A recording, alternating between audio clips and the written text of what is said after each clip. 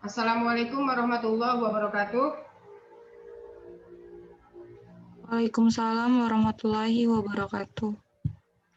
Alhamdulillah, segala puja dan puji serta rasa syukur kita panjatkan kehadirat Allah Subhanahu wa Ta'ala yang pada hari ini sudah memberikan kita nikmat kesehatan sehingga kita semua bisa hadir di sini di mata kuliah Hukum Internasional.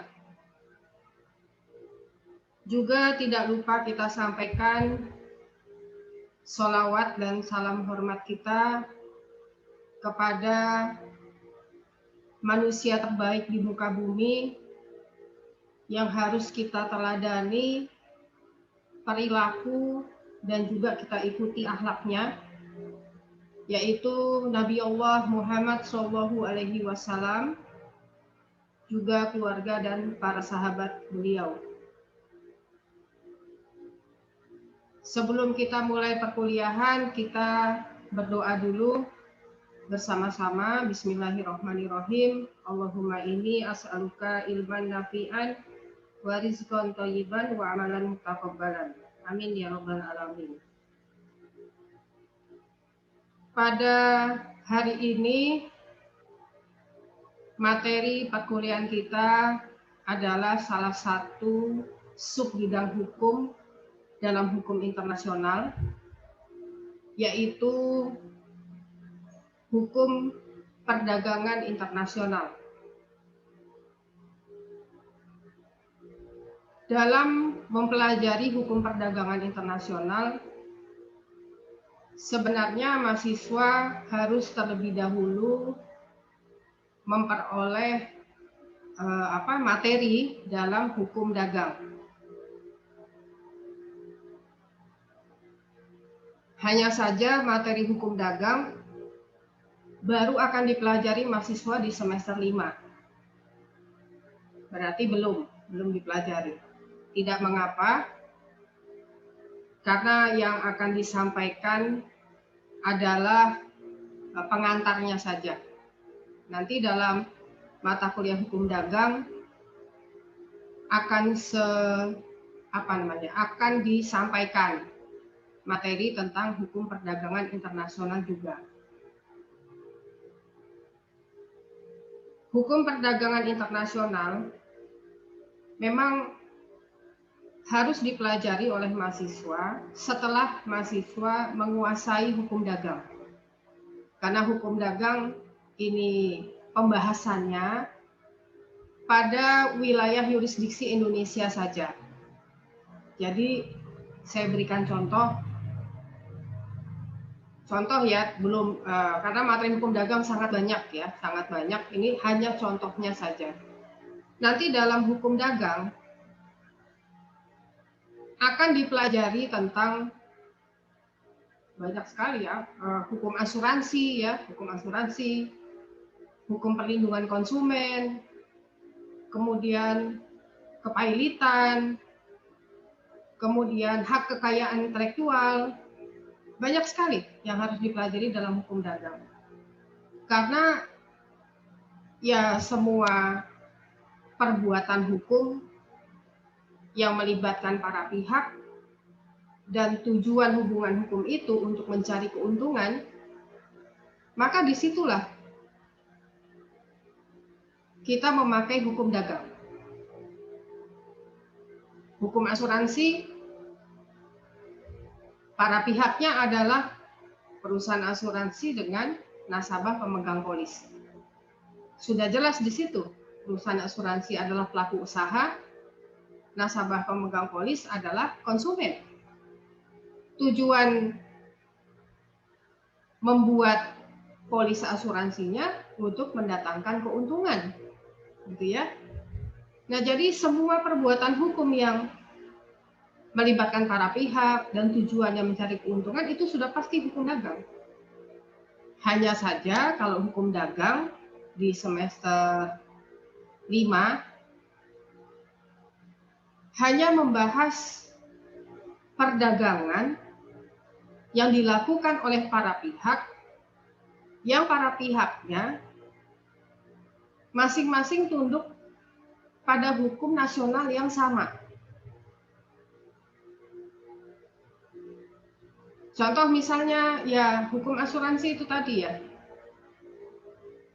Perusahaan asuransinya dengan nasabah pemegang polis berada dalam wilayah jurisdiksi Indonesia. Jadi sama-sama tunduk pada undang-undang perasuransian.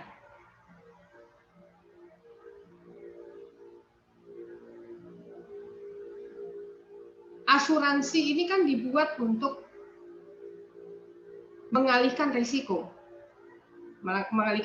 kerugian yang diderita oleh nasabah pemegang polis.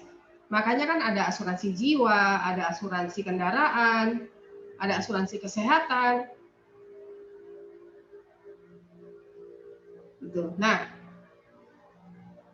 akan menjadi permasalahan. Ini kalau bukannya tidak menjadi masalah kalau para pihaknya ini sama-sama tunduk pada undang-undang perasuransian yang sama ya. Tapi permasalahannya menjadi lebih kompleks. Kalau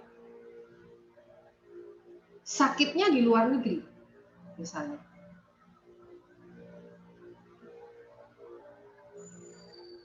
Saya sebagai nasabah pemegang polis, prudensial ya misalnya ya. Prudensial ada di Indonesia. Prudensial juga ada di berbagai negara. Perjanjian pengikatan asuransinya di Indonesia. Tapi kemudian saya pergi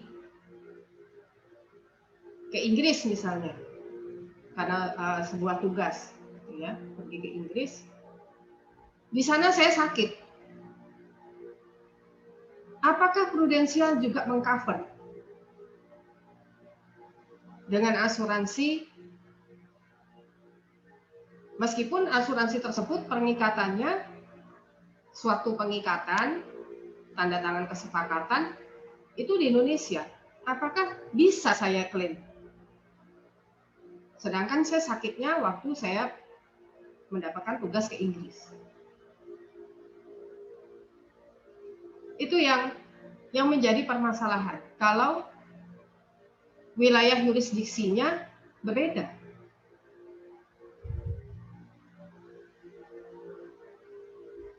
Bisa tidak saya klaim? Gitu ya. Nah, itu nanti hal-hal yang permasalahan-permasalahan hukum, dalam hukum asuransi, dalam kepailitan, dalam apalagi hukum dagang ya, hak kekayaan intelektual, itu nanti dipelajari mahasiswa di semester 5. Yang hari ini kita akan mempelajari hukum perdagangan internasional. Apa sih hukum perdagangan internasional? Gitu ya. Perdagangan internasional ini adalah sekumpulan aturan-aturan hukum yang mengatur para subjek hukum dagang internasional dalam melakukan hubungan hukum transaksi jual beli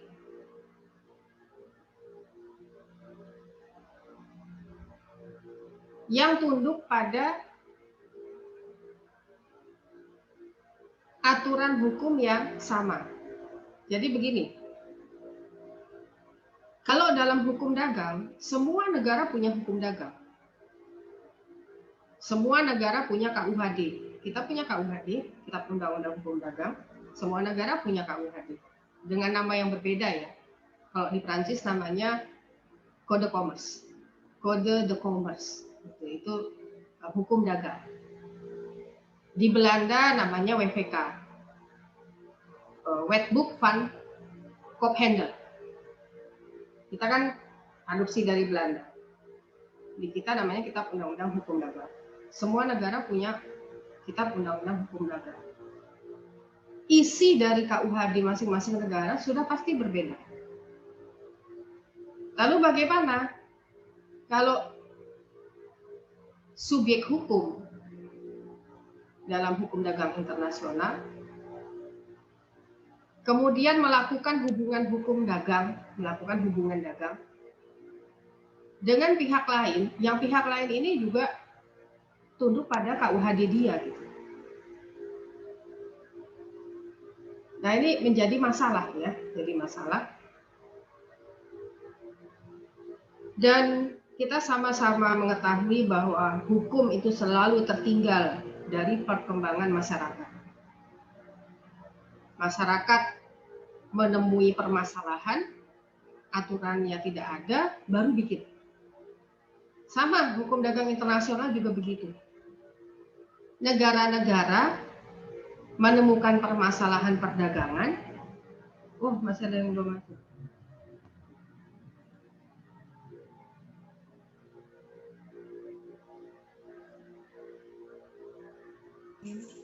Negara-negara satu sama lain melakukan perdagangan, kemudian menemukan masalah hukum. Tidak hanya negara yang bisa melakukan perdagangan internasional, tapi juga perusahaan berbadan hukum.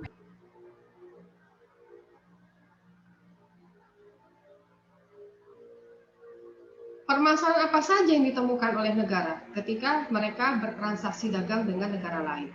Atau ketika perusahaan berbadan hukum Indonesia bertransaksi dagang dengan perusahaan berbadan hukum Amerika? Atau permasalahan apa saja apabila terjadi transaksi dagang antara warga negara Indonesia dengan perusahaan berbadan hukum Amerika?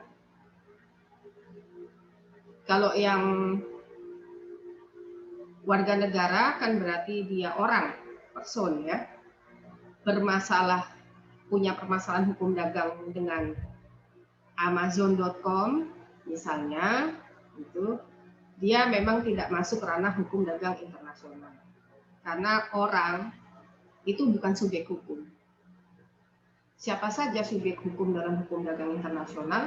Yang pertama negara, yang kedua organisasi internasional, yang ketiga individu, yang keempat bank. Terdapat perbedaan yang sangat signifikan antara individu dalam hukum dagang internasional dengan individu dalam hukum dagang nasional.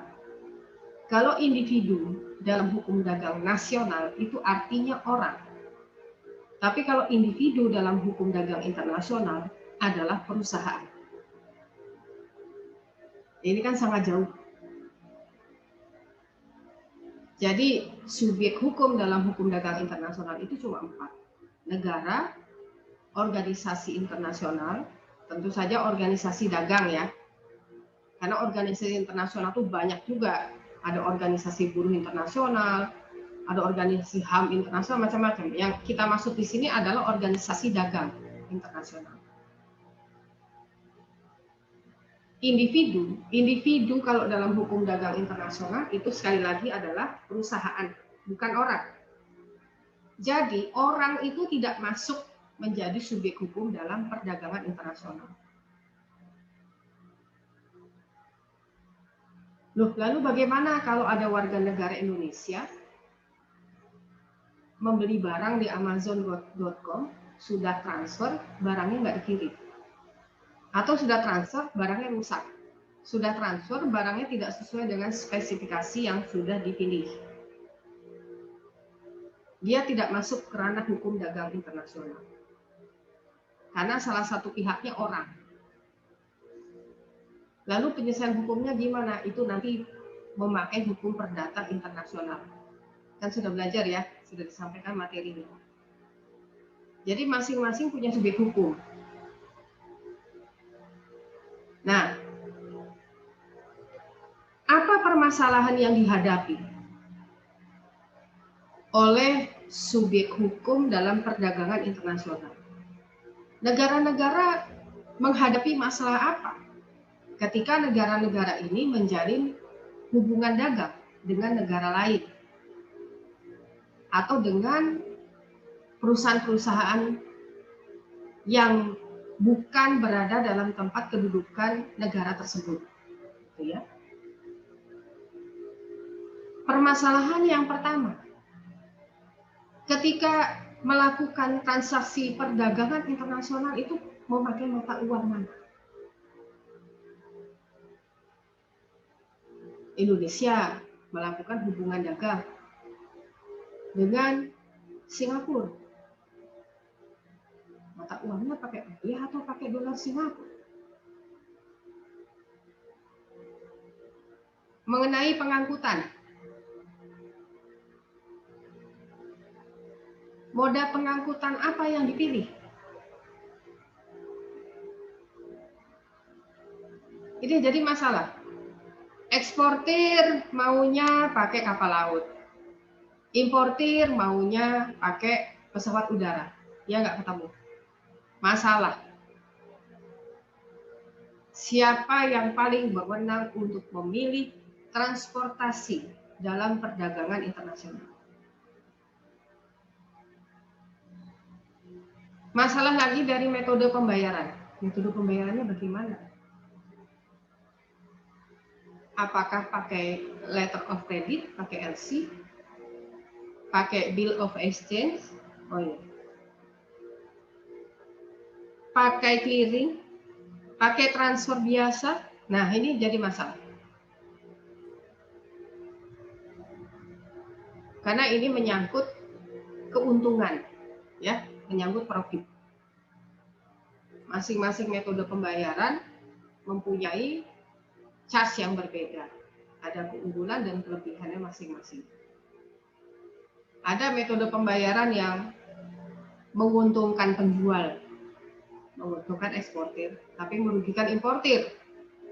Ada metode pembayaran yang menguntungkan importir, tapi sangat rawan menimbulkan kerugian bagi eksportir.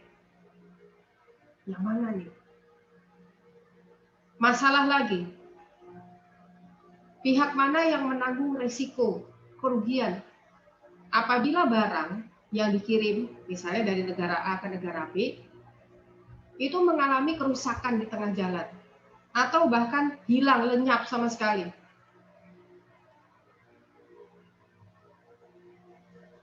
Dari Indonesia, misalnya ya, dari Indonesia kemudian mengirim produk, misalnya mengirim barang, alat transportasinya melalui udara ke negara apa misalnya, ke negara Amerika misalnya. Ketika pesawat Indonesia melintasi melintasi ruang udara, kita belum bahas ya di hukum internasional tentang hukum ruang udara dan angkasa luar. Ketika melintasi wilayah jurisdiksi ruang udara Filipina, pesawat Indonesia rusak. Pesawat itu rusak ya, angkutan udaranya rusak, jatuh di wilayah Filipina. Artinya kan barangnya belum sampai ke Amerika. Jadi siapa yang menanggung risiko kerugian? Apakah eksportir atau importir? Jadi masalah. Belum lagi, kemana permasalahan itu dibawa? Sidang mana? Pengadilannya di mana?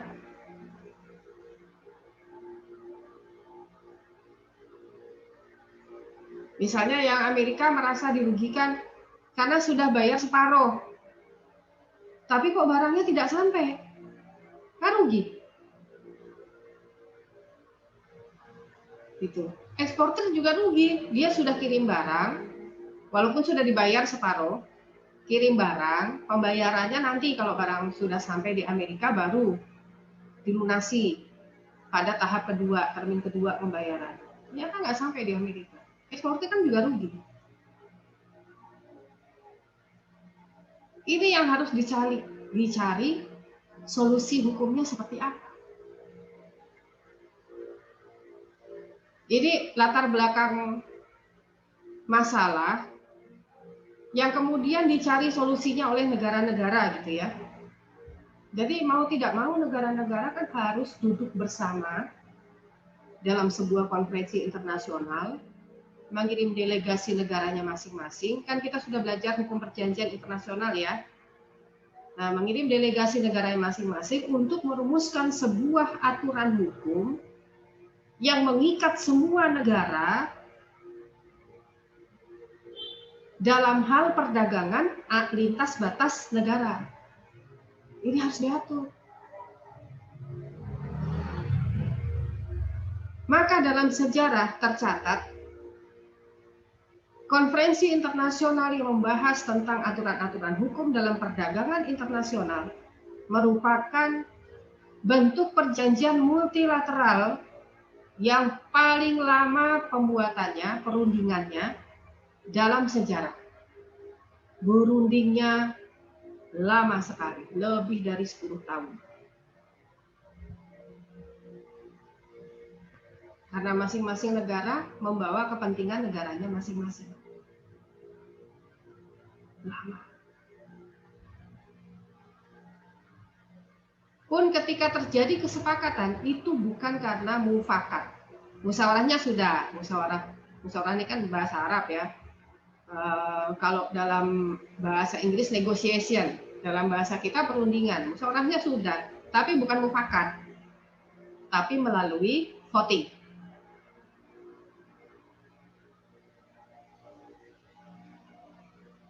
Melalui voting. Dan jumlah negara maju lebih banyak daripada negara berkembang. Maka bukan sebuah kekeliruan ketika negara-negara berkembang ini memandang aturan-aturan perdagangan internasional itu lebih banyak mengakomodir kepentingan perdagangan negara-negara maju daripada kepentingan perdagangan negara-negara berkembang.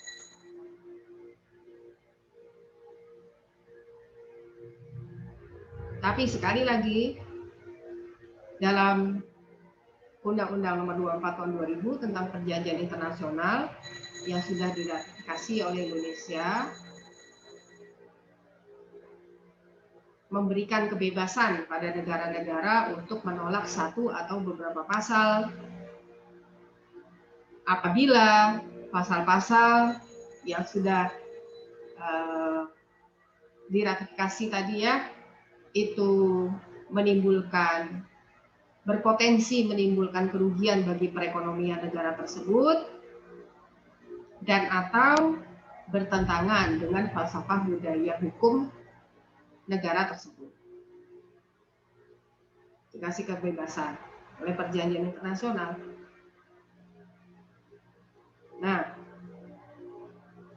maka dalam hal perdagangan kita sudah memiliki Undang-Undang Nomor 7 Tahun 2014 tentang perdagangan. Undang-Undang Nomor 7 Tahun 2014 tidak hanya mengatur perdagangan yang dilakukan dalam wilayah yurisdiksi Indonesia saja, tapi juga mengatur perdagangan Indonesia dengan negara-negara lain.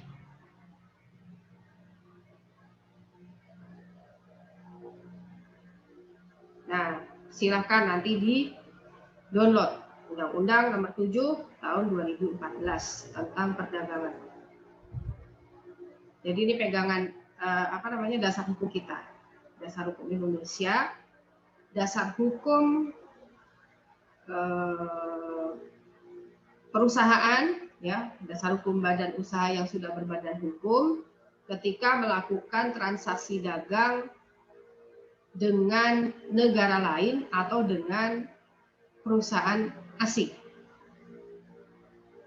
yang bertempat kedudukan hukum di luar Indonesia. Nah,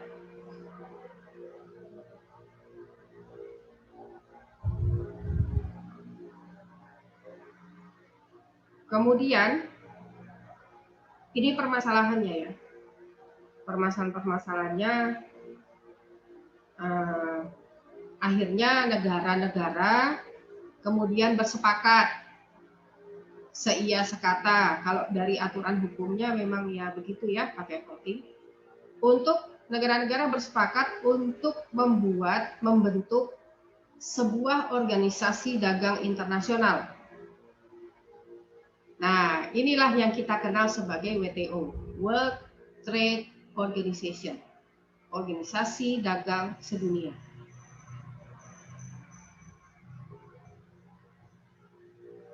Bolehkah negara ada yang tidak mau menjadi anggota WTO? Boleh-boleh saja, karena bergabung atau tidaknya negara ke dalam sebuah organisasi internasional apapun itu merupakan kedaulatan eksternal dari negara tersebut. Boleh saja. Negara kan memiliki dua kedaulatan. Kedaulatan eksternal dengan kedaulatan internal. Kedaulatan internal adalah kekuasaan negara yang meliputi seluruh wilayah negara tersebut. Kalau kedaulatan eksternal adalah kekuasaan, kewenangan negara dalam melakukan hubungan internasional dengan negara lain atau dengan subjek hukum internasional yang lain. Jadi mau menjadi negara anggota organisasi internasional tertentu itu merupakan kewenangan eksternal dari negara-negara. Jadi nggak boleh dipaksa kalau mau ikut. Kalau dia menjadi negara anggota sebuah organisasi internasional apapun itu, dia terikat pada aturan-aturan hukum yang sudah disepakati dalam konvensi internasional tersebut. Sebaliknya, kalau dia tidak menjadi negara anggota organisasi internasional tersebut, ya dia tidak ada keterikatan dengan aturan-aturan hukum yang dikeluarkan oleh organisasi internasional tersebut.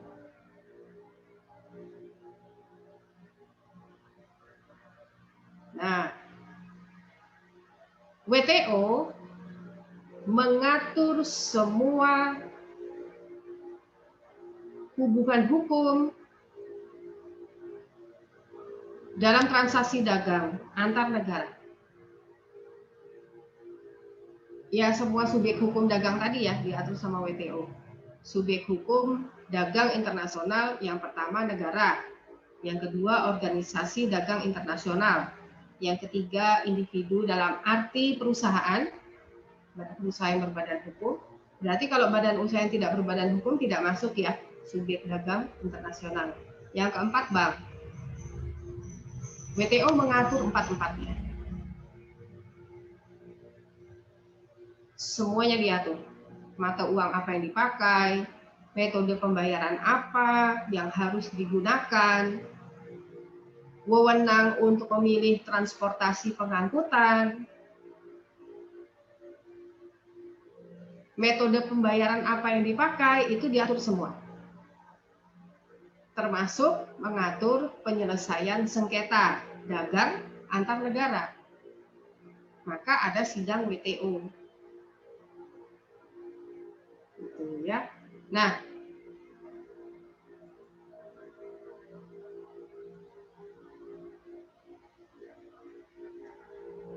aturan-aturan perdagangan internasional ini diatur dalam GATT, General Agreement on Trade and Tariff.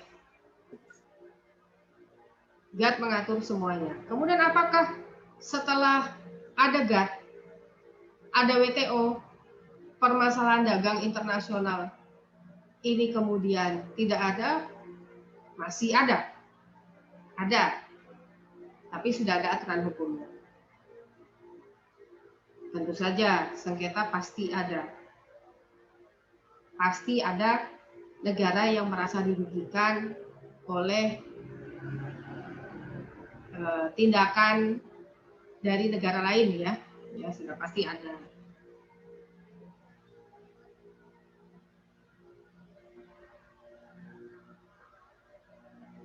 Dalam perkembangannya, sengketa-sengketa dagang yang yang berkaitan dengan HKI, hak kekayaan intelektual, sangat banyak. Lebih banyak daripada sengketa-sengketa dagang di luar HKI. Sehingga membuat negara-negara anggota WTO kemudian melakukan perundingan lagi.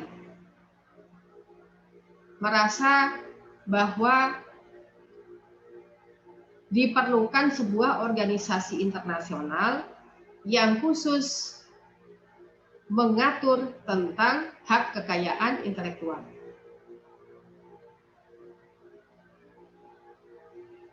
Akhirnya dibentuklah WIPO.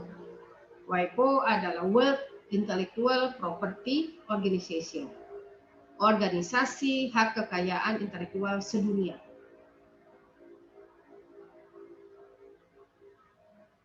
Sejak ada WIPO, WTO tidak lagi menjadi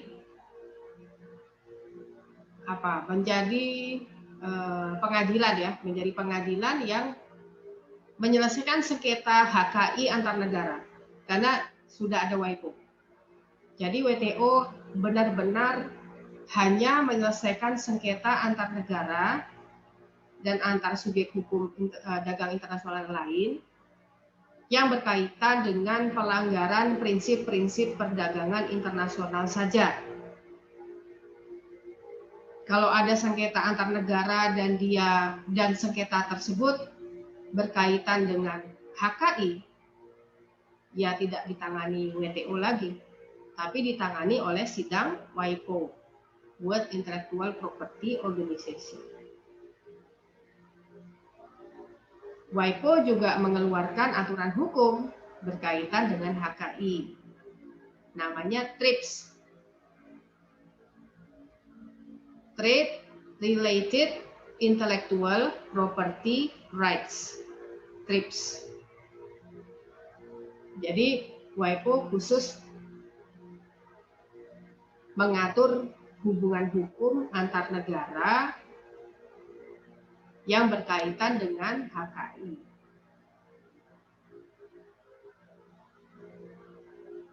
Hak kekayaan intelektual itu bisa diperdagangkan ya, HKI.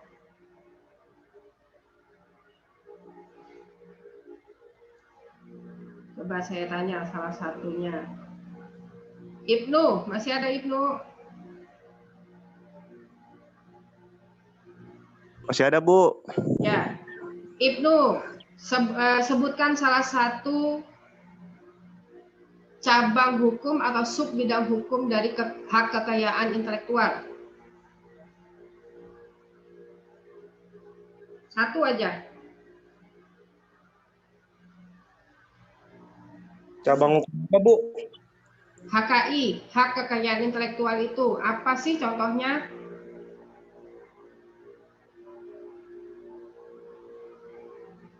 Kok sampai masuk bisa diperdagangkan? Bisa diperdagangkannya lintas batas negara lagi.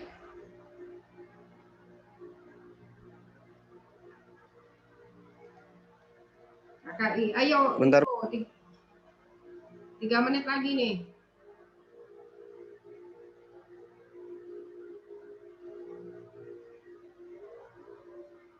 Putri, HKI itu apa? Oh, bukan HKI itu apa? Contohnya apa HKI? Kalau yang saya ini sih kayak desain industri aja ya, Bu. Bisa. Apa lagi? Cipta, Bu. Yes. Apa lagi?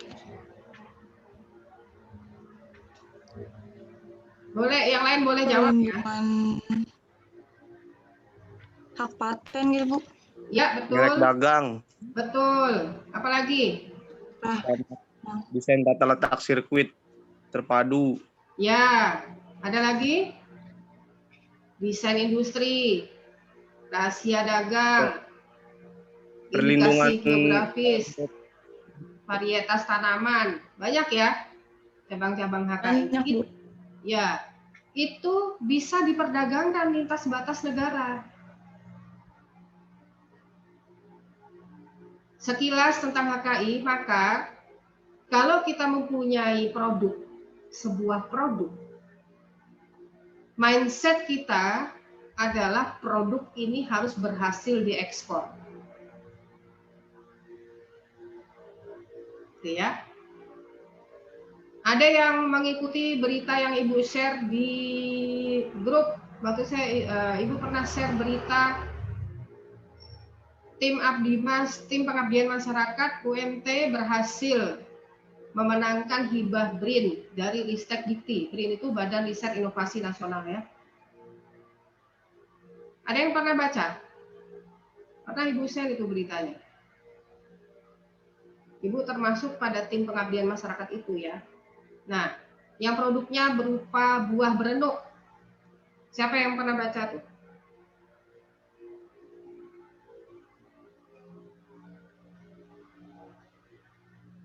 Atau lihat videonya, ada di channel Ibu itu. UMT sudah menyerahkan mesin pengolah buah berenuk untuk UMKM Karangtengah. Maka mindsetnya minuman berenuk ini harus bisa berhasil diekspor. Ya tentu saja harus ada izin edar ekspor dari BPOM gitu ya, dan itu merupakan perjuangan yang panjang. Kenapa? Apa kaitannya dengan HKI?